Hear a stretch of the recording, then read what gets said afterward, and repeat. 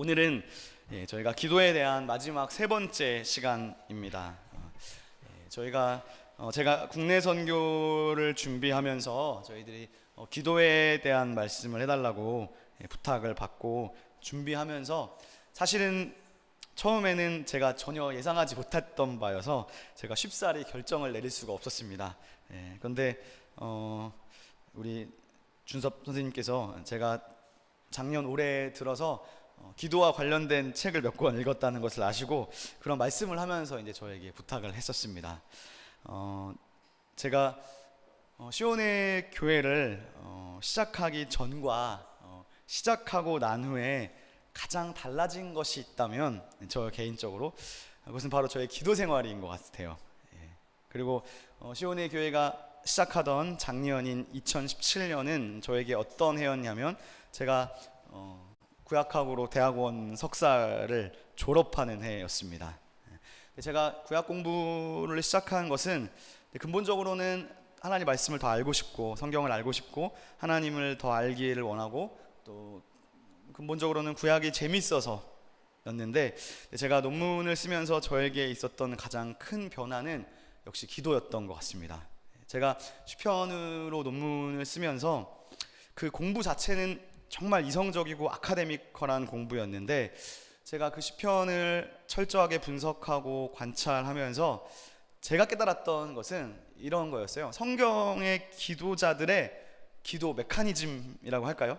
기도하는 사람들의 어떤 마음과 성경이 보여주는 기도의 작동 원리들을 제가 가슴으로 받아들이게 되었던 것 같습니다. 그래서 저는 시온의 교회를 시작하기 전후죠. 그 해가 2017년인데 2017년 전후로 저의 기도가 많이 바뀌었습니다. 부끄러운 고백이지만 시온의 교회가 바로 저의 경건 생활에 큰 도움을 주었던 것 같습니다. 그러던 이제 와중에 이제 기도에 대한 이야기를 해달라고 해서 제가 3주 동안 준비를 했는데 3번에 걸쳐 준비를 했는데 그때가 또 마침 제가 시편에 대한 책을 읽고 있었어요. 책을 읽고서 마침 제가 엄청 감동하고 있었던 때였습니다. 그게 이제 첫 주에 나누었던 여호와의 이름에 관한 주제였었습니다.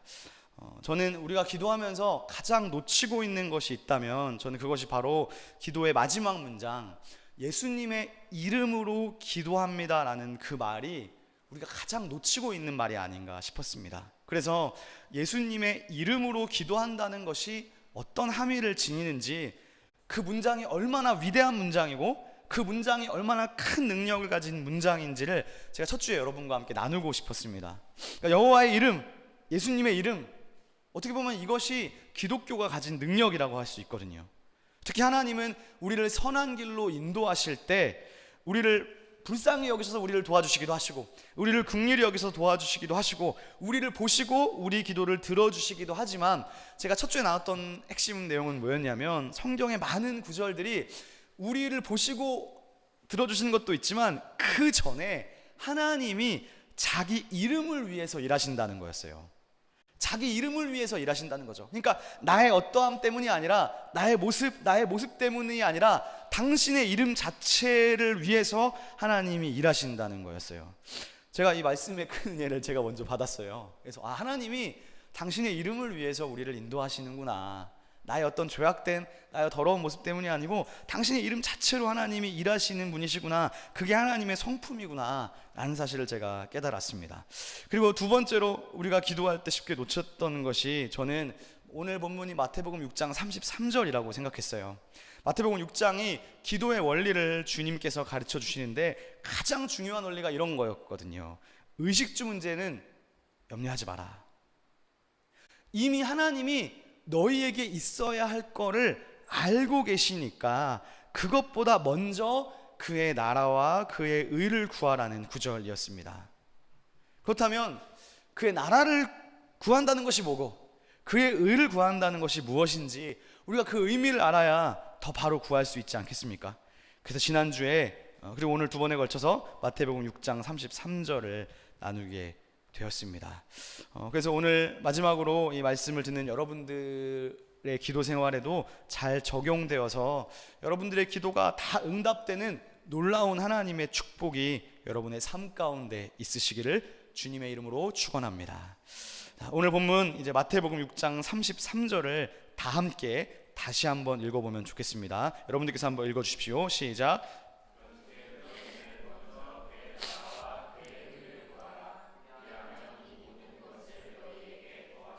아멘. 이 말씀을 바르게 이해하기 위해서는 사실 지난주가 좀 중요했었는데 지난주에서는 제가 그런 이야기를 나누었습니다. 그의 나라를 구하라는 것에서 이 나라가 의미하는 게 뭐냐. 근데 여기서 나라는 천국, 하늘나라와 같은 우리가 평소에 사용하던 공간적인 개념이라기보다는 주로 하나님의 다스리심, 하나님의 통치와 같은 추상적 개념이었음을 제가 지난주에 자세하게 나누었습니다.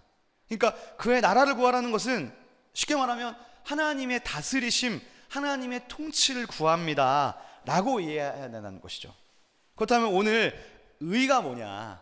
의는 하나님이 왕이 되셔서 통치하시기를 구하라는 거예요. 왜냐하면 하나님의 통치 원리가 바로 의이기 때문이죠. 우리가 시온의 교회인데요, 성경에서 의라는 단어가 가리키는 낱말이 무엇인지 대부분 다 잘 아실 거예요. 그것이 체다카라는 낱말이었습니다. 이 낱말이 성경에서는 주로 정의, 공의, 공평 등의 낱말로 번역됩니다. 근데 이 체다카라는 구약의 언어를 신약의 언어로 번역하면 그 낱말이 오늘 우리가 마태복음 6장에서 보고 있는 예수님의 말씀, 너희는 먼저 그의 나라와 그의 의를 구하라고 할 때 그 의가 되는 거예요. 그리스어로는 이 낱말을 디카이오시네라고 합니다. 근데 이 마태복음 6장 33절에는 나라라는 말과 의라는 말이 동시에 예수님의 말씀 속에서 지금 거론된 거예요. 예수님의 육성으로 나온 거예요. 근데 제가 보니까 구약 성경에는 시편에 이와 비슷한 표현이 있는데 이런 표현이 있어요. 97편에 보면 제가 좀 요약했는데요, 여호와께서 다스리신다. 그 다음에 2절인데 의와 공평이 그의 보좌의 기초로다. 여호와가 다스리신다는 말은 하나님의 통치를 가리키는, 예수님 말씀으로 보면 너희가 그의 나라를 구하라고 할 때 그 나라, 다스림과 같은 개념이에요. 그리고 그 나라, 그 통치는 시편에서는 여기에 보시면 보좌라는 말로 볼 수 있어요. 근데 그 보좌, 다스림의 기초가 뭐냐? 바로 의와 공평이라는 거예요. 여기서는 정의라고, 이 정의라는 낱말이 바로 체다카입니다. 즉 구약에서 체다카, 헬라어 성경에서는 디카이오시네라는 말로 번역됐다는 거예요. 근데 우리가 보통 생각할 때요, 구약의 하나님 이렇게 보통 말하잖아요. 구약의 하나님은 정의의 하나님, 신약의 하나님은 사랑의 하나님으로 이야기하는 경우가 많은데, 여기서 우리가 정의의 하나님이라고 말할 때 보통 우리가 정의라는 말은 뭔가 심판하시고 뭔가 막 징벌하시고 무서우신 분으로 생각합니다. 그래서 이 안에 사실은 사랑, 은혜 같은 개념은 잘 생각하지 못해요. 정의라는 말 자체가 가진 어떤 한국말 혹은 영어 저스티스에 담긴 뉘앙스 때문에 좀 우리가 강하게 느끼는 것은 아닌가 싶습니다. 그렇지만 이 성경이 말하는 정의라는 말, 체다카라는 말을 하나님과 관련해서 생각하면 이것은 성경에서 주로 법정적인 사용을 전제로 합니다. 그럼 여러분 한번 생각해 보실까요? 자, 이렇게 한번 생각해 보는 거예요. 정의라는 말을요, 법정에서 사용할 때 가장 잘 어울리는 하나님의 모습은 어떤 모습일까요? 정의, 법정, 하나님, 이 세 단어를 연결할 때 하나님 어떤 하나님이 될까요? 이 세 낱말을 연결하면 하나님은 재판장, 판사가 됩니다. 재판장으로서의 하나님이에요. 그 성경은 때때로 하나님을 재판장이라고 묘사해요. 우리가 구약을 정의의 하나님으로 묘사하면서 무서워하는 이유가 바로 여기에 있습니다. 그렇지만 이런 정의의 하나님을 우리가 심판하시는 하나님, 막 벌 주시는 하나님, 징벌하시는 하나님으로만 생각한다면 저는 그것은 반만 알고 있는 것이다. 제가 많이 사용하는 용어인데 반만 하는 것이다. 왜냐하면 성경에서 체다카의 하나님, 정의의 하나님, 심판하시는 재판장 하나님이라는 말 속에는요 조금 더 깊은 의미가 있기 때문입니다. 가장 분명한 예가 창세기 18장에 나타나고 있어요. 창세기 18장에 이런 얘기가 있어요. 우리가 다 읽었었는데요. 소돔과 고모라 사건입니다. 하나님이 소돔과 고모라를 심판하러 가시는 장면 속에 아브라함이 하나님 앞에 중보기도하는 장면이 나와요. 근데 우리는 대부분 소돔과 고모라를 읽으면서 무시무시한 하나님만을 발견하고 묵상하는 경우가 많습니다. 그러니까 소돔과 고모라를 멸망시키면서 사람들을 막 불과 유황으로 멸망시키는, 하나님 이래도 되는가, 어떤 그런 모습만 우리가 생각해요. 그러나 창세기 18장을 자세하게 읽어보면 그렇지 않아요. 사실 제가 창세기 설교할 때 이야기를 했었는데요, 아마 다 잊어버리셨을 것이라는 전제로 제가 나누면 18장에 이 체다카라는 낱말이 나오는데, 이 체다카가 무슨 단어와 병행하면서 나오냐 하면 체아카라는 말과 언어 유희를 이루고 있어요. 워드 플레이를 하는 거죠. 하나님이 아브라함에게 이런 말씀을 하세요. 소돔과 고모라의 체아카가 너무 크다. 체아카가 너무 많이 들린다. 그래서 내가 체다카를 행하러 간다, 이렇게 얘기해요. 체아카가 뭔가요?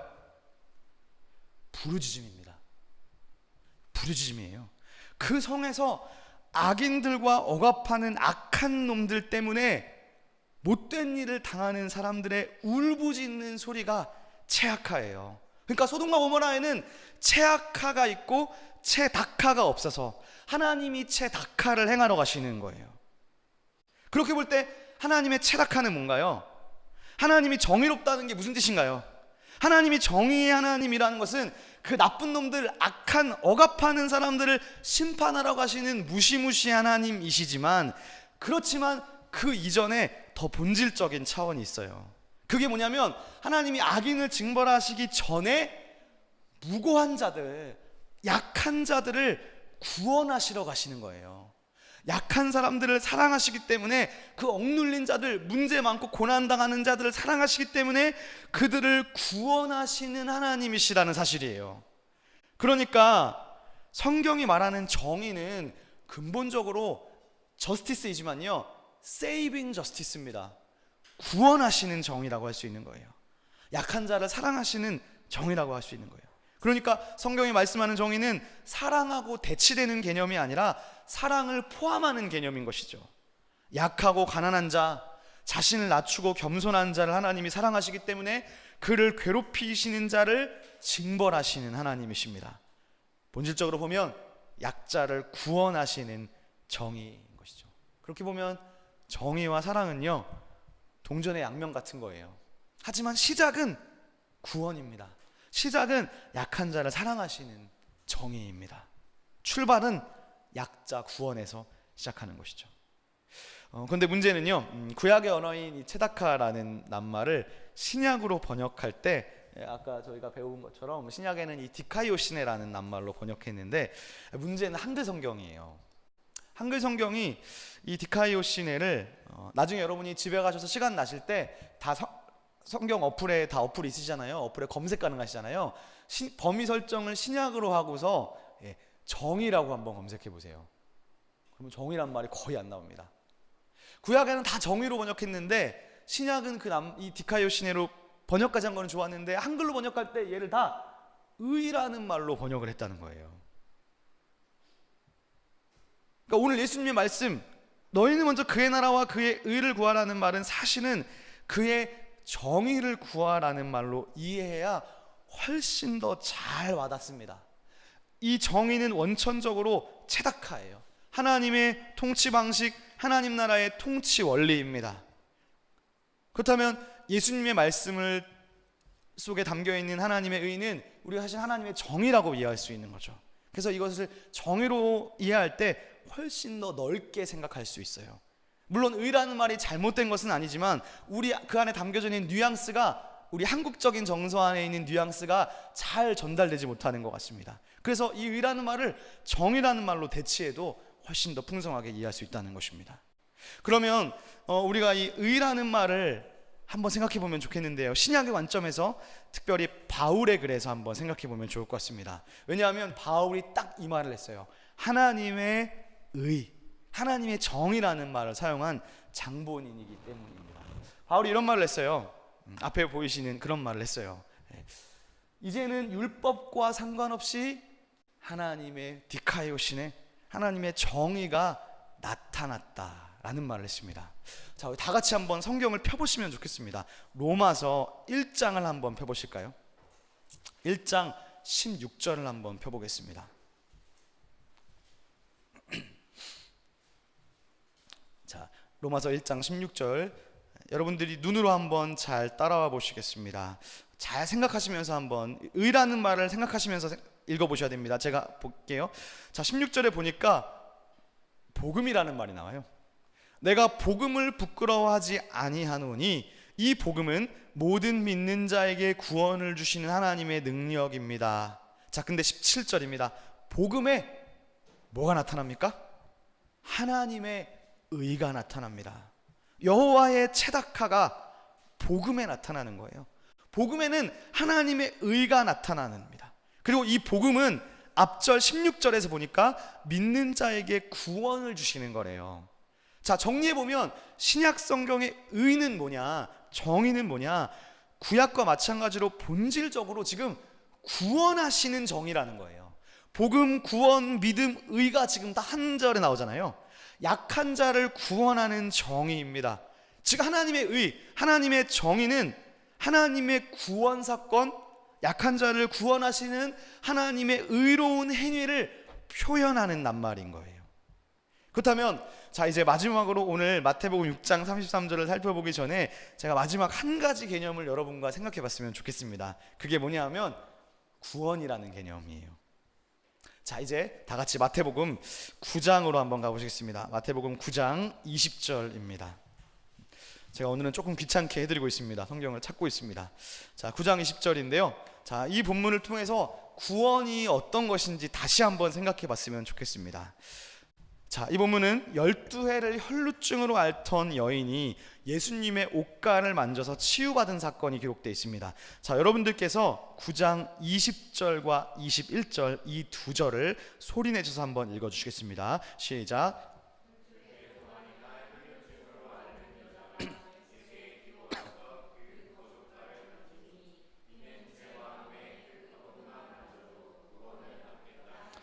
자, 여러분 지금 성경은 이 혈루증 여인의 마음을 어떻게 표현하고 있나요?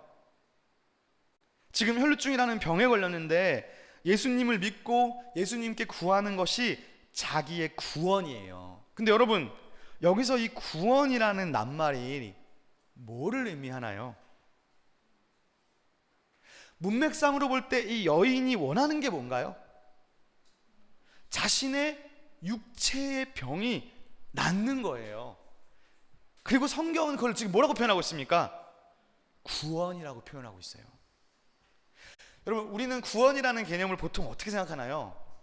대부분 다 영적인 것으로만 생각해요. 아, 내가 구원받을 수 있을까? 이 말은 보통 무슨 말이죠?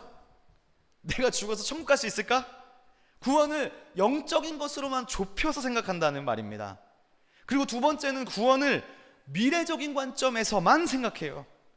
죽음 이후의 삶으로 제한한다는 사실입니다. 그러나 성경은 구원을 영적인 것으로만 국한하지 않습니다. 지금 이 여자가 그렇게 마음 먹잖아요. 예수님의 옷자락만 만져도 구원을 받겠다 함이라. 여기서 이 여인이 사용하는 구원이라는 말이 우리가 흔히 말하는 구원의 확신을 가져야 한다라고 할 때 그 구원입니까? 아니면 천국 가는 것, 내세를 이야기하는 것입니까? 아니죠. 지옥 가기 싫어서 지옥에 대한 반대 개념으로 구원받겠다는 마음을 먹는 것이 아니에요. 오늘 본문 말씀은 그렇게 구원이라는 용어를 사용하지 않아요. 지금 여기서 구원은 자신의 병이 치유되기를 바라는 것을 표현하고 있습니다. 자, 그러면 그 다음 22절을 가보세요. 예수께서 돌이켜 그를 보시며 이르시되 딸아 안심하라, 내 믿음이 너를 구원하였다 하시니 여자가 그 즉시 구원을 받으니라. 자, 예수님의 이 선포, 구원받았다는 말이 뭡니까? 우리가 생각해오는 그런 개념입니까? 너 구원받았어, 예수님이 너 이제 지옥 안 가고 천국 가, 지금 이런 맥락인가요? 이 문맥에서 구원은 그런 개념이 아니죠. 게다가 지금 성경은 뭐라고 했냐면 즉시라는 말을 썼어요. 그러니까 죽음 이후의 얘기가 아니고 지금 즉시 구원을 받았대요. 현재 구원이 이루어진 상태래요. 즉 여기서 이 말은 그 혈루증이 치유받았다는 이야기입니다. 게다가 그 여인의 문제가 미래에 해결되는 것이 아니라, 죽음 이후의 영적인 것이 아니라 지금 현재에 일어난 사건이라는 것입니다. 우리는 그래서 구원이라는 말을 너무 영적인 문제로만 좁혀서 생각합니다. 저는 영적으로 생각하는 게 잘못됐다는 게 아니에요. 좁혀서 보고만 있다는 거예요. 더 넓은 개념이라는 거예요. 성경이 말씀하는 구원은 훨씬 더 넓고 더 통전적인 개념입니다. 즉 미래에 우리의 영혼이 천국 가는 것만이 아니라 사실은 우리의 전 존재가 구원받는 것이죠. 우리는 구원을 죽음 이후의 내세로만 국한해버리는 경향이 있습니다. 신앙을 너무 이분법적으로 생각하는 거예요. 이 땅에서의 삶과 저기 미래 혹은 저 내세에서의 삶으로 구분 지으려고 해요. 그리고 기독교는 전통적으로 내세의 삶을 강조해 왔습니다. 예수님의 십자가에서의 죽음과 부활도 우리는요, 나의 죄 그리고 죄로부터의 구원, 그래서 죽음 이후에 천국 가는 것, 그 관점에서만 이해하고 그거만 강조해 왔습니다. 그러나 예수님의 십자가에서의 죽음과 부활은 이제 한 차원 더 올라가면, 더 넓은 의미에서 말하면 예수님이 온 세상의 주님이 되시는 거예요. 온 세상의 왕이 되시는 거예요. 부활하셔서 하나님 보좌 우편에 앉으셨다는 것은 그분이 지금 하나님 나라의 통치권을 획득했다는 것입니다. 예수가 왕이 되시고 하나님 나라의 통치권자가 되셨다는 사실은 이제 예수님의 다스리심이, 예수님의 나라가 이제 그분의 통치 원리인 정의로, 의로 세상을 다스리시겠다는 말이 됩니다. 그리고 그 의는 우리가 구약 성경으로부터 살펴본 바와 같이 구원하는 정의였어요. 그리고 그 구원은 영적인 것만을 가리키거나 미래적인 것만을 가리키는 용어가 아니라, 혈루증으로 12년 동안 고통받은 자에게 죽음 이후에 천국에서 안식을 누리는 삶으로 무책임하게 말하는 것이 아니라, 미래로 무책임하게 말하는 것이 아니라 지금 현재에 그 여인의 육체의 병을 고쳐주시면서 하나님의 나라와 하나님의 구원하시는 정의가 지금 현재에도 이루어질 수 있음을 보여주시는 사건이었습니다. 그리고 그 구원을 현재에 이루어지도록 하는 작동 원리가 바로 여인의 믿음이었다는 것이죠. 여자여, 내 믿음이 너를 구원하였느니라. 그러므로 이 믿음이야말로 미래적인 구원을 현재로 가져오는 가장 중요한 원리인 것입니다. 결국 의라는 말, 정의라는 말, 구약의 체다카, 신약의 디카이오시네, 이 말은 한마디로 말하면 약자를 구원하는 정의입니다. 그렇다면 이제 오늘 본문을 우리가 다시 한번 읽어보면서 말씀을 정리해 보도록 하겠습니다. 마태복음 6장 33절입니다. 제가 다시 한번 읽어드리겠습니다. 그런즉 너희는 먼저 그의 나라와 그의 의를 구하라. 그리하면 이 모든 것을 너희에게 더하시리라. 지금까지 이야기를 종합해서 오늘 본문의 전반절을 다시 생각해 보면, 궁극적으로 우리가 그의 나라를 구한다는 것은 하나님이 우리를 다스려 주시기를, 하나님이 우리를 통치하시기를, 하나님이 우리의 주님이 되시기를 기도하는 것과 같습니다. 근데 여기서 중요한 것은요, 1인칭 단수가 아니고 복수예요. 내가 아니고 우리의 의미가 있어요. 예수님이 다스리신다는 것은 예수가 우리의 주님이시라는 그 신앙 고백에서 출발하는 것이죠. 그리고 하나님의 의를 구한다는 것은 우리가 의는 정의라는 것을 알았고, 그 정의는 하나님의 다스리시는 원리이기에 하나님이 주님이시라면 내가 입술로만 주님이라고 고백하고 입술로만 주여 주여가 아니라 정말 하나님이 주님이신 것을 믿음으로 사는 것입니다. 그리고 주님이라고 믿는다면 나는 어떻게 살아야 됩니까? 행하면서, 의를 구하면서 사는 거예요. 내가 하나님 나라를 산다는 것은 내가 정의를 실천하고 정의를 행하면서 사는 거예요. 그런데 그 정의는, 우리가 정의를 실천한다는 것은 심판하고 남을 정죄하는 행위가 아니라 약한 사람을 돕고 구원하는 정의입니다. 그러므로 하나님 나라를 산다는 것은, 하나님의 의를 구한다는 것은 지금 내 문제, 내 돈 문제, 내 직장 문제, 내 관계 문제, 내 가정에서의 문제, 혹은 나의 불투명한 미래 문제, 이런 나 중심적이고 이기적인 내 문제를 뒤로 하고, 나보다 더 어려운, 나보다 더 힘든 내 주변을 돌아보는, 나보다 더 약한 자를 구원하는 의의 삶을 살아가는 것입니다. 이것이 하나님의 나라를 구하고 하나님의 의를 구하는 자의 기도인 것입니다. 다시 말해, 하나님은 너희들의 개인의 문제, 너희가 지금 처해 있는 문제, 물질 문제, 관계 문제, 모든 문제를 하나님이 알고 계셔. 하나님은 다 알고 계셔. 우리가 하나님 믿는다는 것은 말하지 않아도 하나님이 다 알고 계시다는 거예요. 그것을 믿고, 그러니까 염려하지 말고 먼저 내 주변에 하나님 나라, 그리고 하나님의 의가 이루어지도록 기도해라. 예수님은 바로 앞장 5장에서 말씀하셨어요. 거기도 의라는 말이 나와요. 의에 줄이고 목마른 자가 복이 있다. 의를 위하여 핍박까지 당하는 자가 복이 있나니 하나님 나라가 그의 것이다.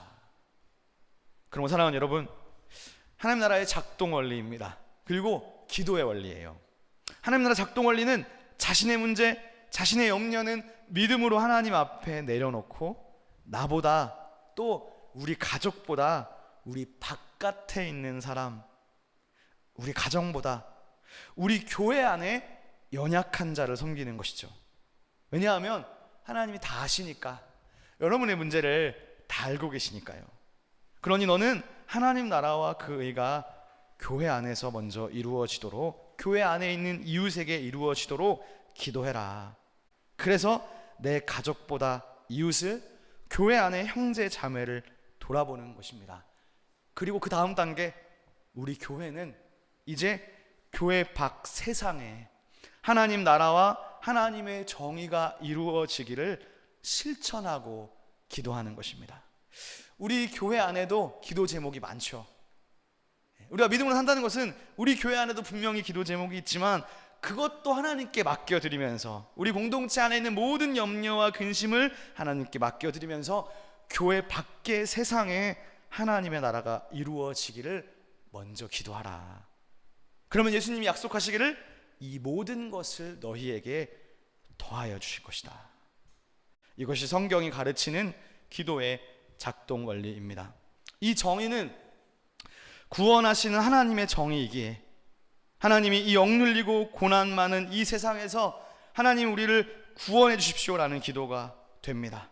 그래서 여기서 구원은 단순히 먼 미래에 있을 천국행만을 말하는 것이 아니라, 혈루증 여인에게 구원이 병의 치유였듯이 우리 공동체 안에, 우리 공동체 밖에 모든 병들고 심약하고 어려움 당하는 사람들을 위해서 구원해 달라는, 하나님의 나라가 이루어 달라는 요청이 되는 것이죠. 이 모든 것이 구원입니다. 그러므로 우리가 하나님 나라와 하나님의 의를 구한다는 것은, 하나님 다스려 주십시오 라는 말이 되는 거죠. 그리고 하나님 통치해 주십시오. 하나님 우리의 왕이 되어 주십시오. 우리의 저의 주님이시오니 우리 앞에 놓여져 있는 모든 문제로부터 구원해 주십시오 라고도 기도할 수 있는 것이죠. 그러면 우리가 그렇게 기도할 때 하나님의 구원이 단순히 죽음 이후의 천국행의 미래의 문제가 아니라, 오늘 이 순간에 주님께서 현실로 들어오셔서 우리 앞에 놓여져 있는 육체의 병, 정신적인 아픔, 우리 안에 있는 모든 문제들까지 치유해 주시고 구원해 주신다는 사실입니다. 말씀을 마무리하겠습니다. 사랑하는 시온의 교회 성도 여러분, 여러분 앞에 어떤 문제가 놓여져 있으신가요? 염려하지 마시고, 걱정하지 마시고, 하나님 앞에 놓여져 있는 모든 것들을 다 기도하십시오. 기도하되 여러분의 염려를 내려놓고 그 전에 하나님, 저를 그리고 우리를 다스려 주십시오. 그리고 제가 하나님의 원리대로, 하나님의 가치관대로, 하나님 나라의 가치관대로 제가 먼저 살아갈 수 있도록 저의 주님이 되어 주십시오. 그리고 우리 공동체가, 여러분이 속해 있는 많은 공동체가 하나님의 주님 되심을 인정하고 하나님 나라의 가치관으로 먼저 우리가 실천하고 살아갈 수 있도록 도와주십시오. 그렇게 기도하시면 하나님께서는 여러분의 모든 의식주의 염려를 아시기 때문에 그 모든 것을 여러분들께 더해 주실 것입니다. 그 하나님을 신뢰하고 믿고 하나님 다스려 달라고 고백하는 다음 한 주가 되시기를 주님의 이름으로 축원합니다. 기도하겠습니다.